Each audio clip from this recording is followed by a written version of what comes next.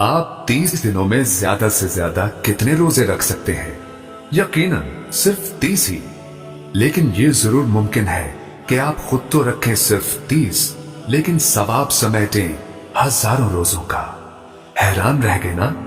महज चंद रुपए से किसी रोजादार को इफ्तार करवाकर आप एक इजाफी रोजे का अजर पा सकते हैं। यूं अगर चंद हजार लोगों को इन 30 दिनों में इफ्तार करवा दिया जाए तो नेकियों के इस मौसम बहार में अपने रखे हुए 30 रोजों के साथ हजारों रोजों का इजाफी सवाब भी समेटा जा सकता है।